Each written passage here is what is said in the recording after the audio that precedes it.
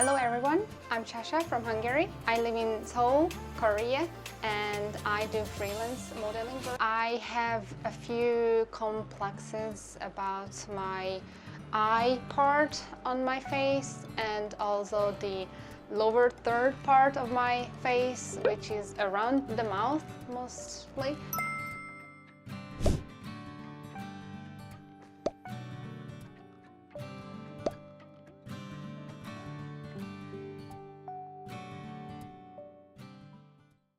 Hi, it's Natasya. I'm back again. It's been 4 months since my surgery. As you know, I had a Phitrum Reduction, a lip corner lift, under-eye fat repositioning, mid-face lifting, and also a endotyne forehead lift. My lips were kind of droopy before and they were covering my teeth, which was an issue for me, but now they had been lifted and I really like the shape. It's very attractive, I believe. The corner lifts and the Phitrum lift incisions are... The corners are a little bit visible if you come close and the under the nose incision had been like fading out, so it's no longer red, it has turned white. The Phitrum Reduction had changed the shape of my lips, so as you can see, the arch is a bit more defined. I have any sort of discomfort with my lips at all.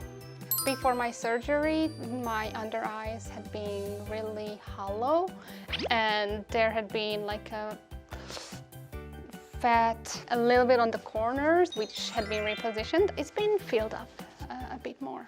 When I look into the mirror, I see a big difference under my eyes. I look less tired than before and I look younger.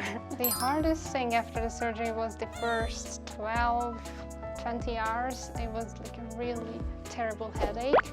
I think because of the endotyne and like this part of my head. Other than the differences that they saw, oh, you look younger, oh, you look brighter. The staff at Nana Hospital was very kind, very professional, very gentle. I cannot say nothing bad about them.